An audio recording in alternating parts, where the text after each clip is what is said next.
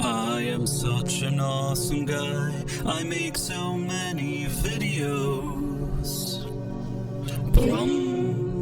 Hello there, Price of Reason here with a series review. It's hard to believe, but we're already 15 episodes into the first season of the Quantum Leap sequel series. As most of you know, the previous 14 episodes of this series until now have ranged from being very stinky to being somewhat stinky. But surprisingly, episode 15 manages to unlock a brand new achievement for the show that the previous 14 haven't. Rather than being stinky as usual, this time the episode is just mediocre.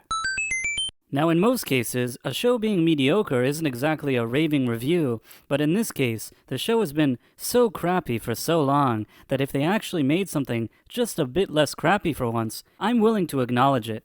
Don't worry though, amidst its mediocrity, this episode also has many issues, and we will discuss everything in this video, beginning with the plot. In this episode, Ben leaps into a 1985 female New York City public defender who's defending a teenager accused of murder. In the original timeline, the kid goes to jail for a long time, and it has a negative effect on his family. As his attorney, Ben wants to help him win his case. In addition, it turns out that the female lawyer Ben has leaped into is in a romantic relationship with the second chair lawyer for the prosecution, who is also a female lawyer. In some strange plot convenience, it turns out that Chief Security Officer Lady is not only the best hacker of all time, she also has a law degree. You see, back in the day, when she was on trial for hacking into the Pentagon, she decided she wanted to know the law, or something. Therefore, it is decided that for this leap, Chief Security Officer Lady will replace Ben's disappointed fiancé as the hologram. With the help of Chief Security Officer Lady and future data from his team and Ziggy, Ben manages to find the evidence to clear the kid of all charges and leap. As usual, I will go over what I liked about this episode and then what I didn't like. Number 1. Hologram switch.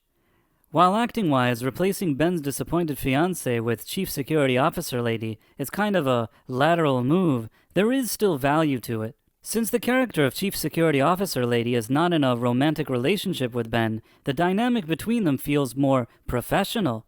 Finally, we get a hologram that's there to actually help solve problems without talking about her feelings all the time. This actually opens up the space for some dialogue and banter. I mean, don't get me wrong, this dialogue and banter is still nothing to write home about, but at least Ben is interacting with a hologram about the actual leap without much unnecessary emotional nonsense. If I had to point out one moment of their interaction that I did actually like, it's when Chief Security Officer Lady advises Ben to do something unethical, but he doesn't want to do it, regardless of the consequences.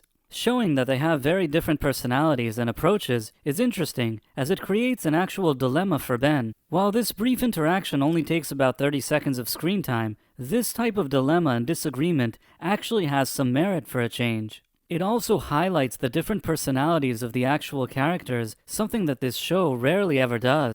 Number 2. The story. The story for this episode is very simple, but since the show's writers aren't exactly the best writers in the world, it's good that they at least didn't try to punch above their belt here. I mean, plot-wise, if it didn't involve time travel, this same story could appear on some standard legal procedural show. Still, the story is effective enough, and at least most of the story beats in it work, however generic. The scene that Ben uses his knowledge of future events to find a murder weapon in the past is probably the most effective scene in the episode. Again, there's nothing here that's exactly groundbreaking or outstanding, but it's a little less crappy than what we usually see on this show. Make of that what you will. Number 3, present day. Thankfully, we don't get to see much of present day here, and when we do, it is only because the team are gathering evidence for Ben's trial.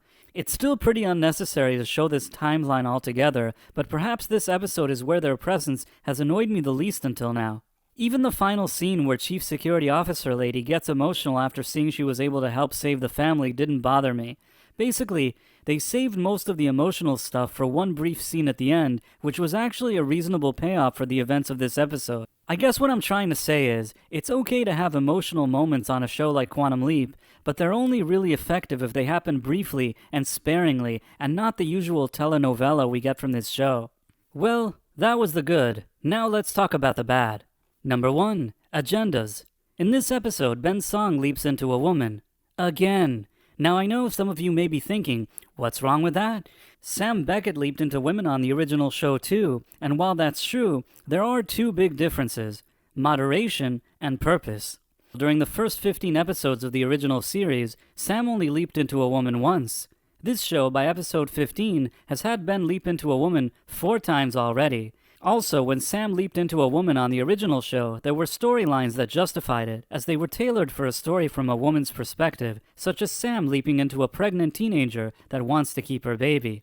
On this show, the stories don't really benefit from Ben leaping into a woman. Most of the time, they seem like they're just there so that the writers can check off some items off a list and pretend to be diverse and inclusive. That's why for this episode, not only is the lawyer a woman for no reason that actually serves the plot in any way, she's also in a relationship with another woman, which also seems rather forced. Not to mention that a female public defender and a female prosecutor wouldn't be kissing in a hallway in a New York City courthouse in 1985. And just to clarify, I'm not saying that a relationship between two women couldn't or shouldn't be present on a 2023 show, but the decisions on this show usually seem like they're less story-driven and more agenda-based. Now, was this instance of agenda peddling as intrusive as some of what we've seen in previous episodes of this show?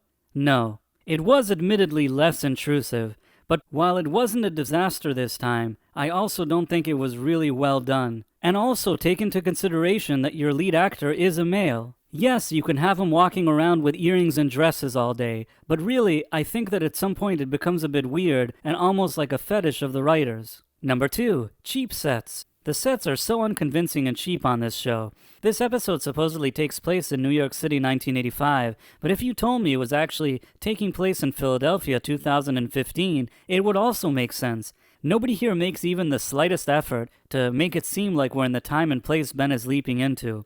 This is a major issue on a time travel show. I mean, sometimes it's not even a matter of budget, just a little extra effort on the crew's end, such as more establishing shots of New York City, and maybe some props that seem more 80s would go a long way. But since this production is always rushed, cheap, and lazy, I guess this is the best they can do. Number 3, Ben is a wimp. Much like with most Hollywood shows these days, Ben is a straight man, so he isn't allowed to be overly charismatic, heroic, optimistic, or adventurous. Now, part of the problem is, of course, that Raymond Lee himself as an actor doesn't exactly radiate these qualities naturally. It also doesn't help that between all the very competent ladies around him, his character is always whiny and pessimistic too. Every episode, he's like, "Boo-hoo, what am I gonna do?"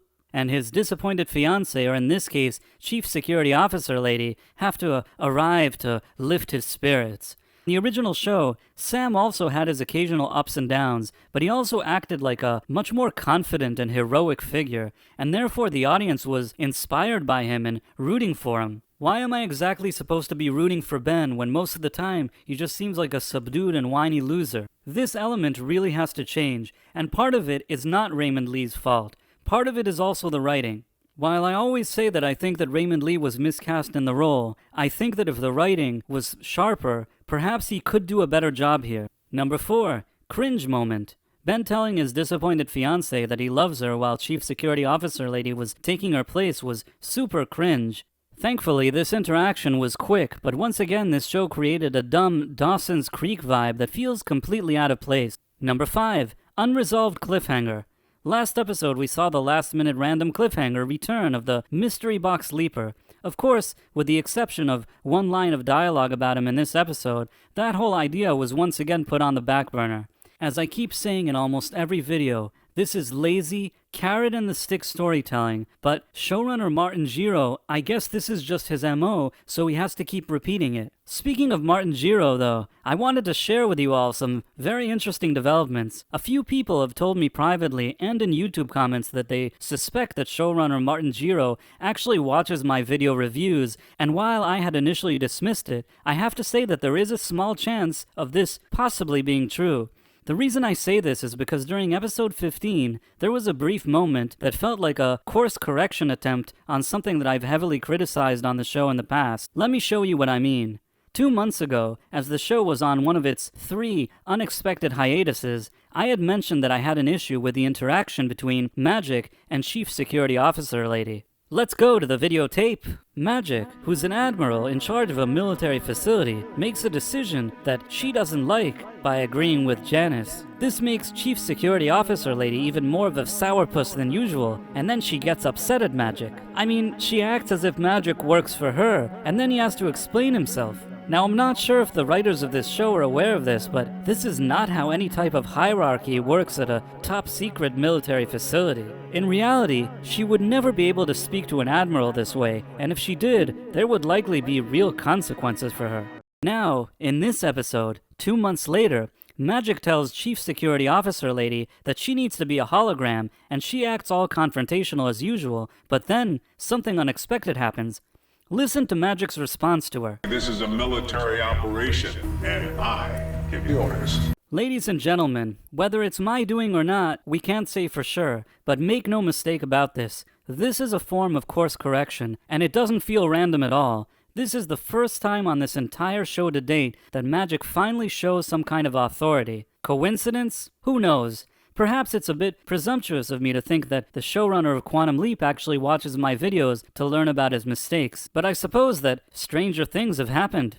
In any case, Martin Giro, if you are watching this video right now, I want you to know that you're always welcome to be a guest on this channel. I may be blunt in my criticism of your work, but I'm always up for a friendly debate. What did you think about episode 15 of Quantum Leap? Did you love it? Feel free to let me know in the comments, and if you enjoyed this video, please consider subscribing to my channel and also clicking on that wonderful notification bell. Thanks for watching, my friends. Thank you, and good day. I am such an awesome guy. I make so many videos. But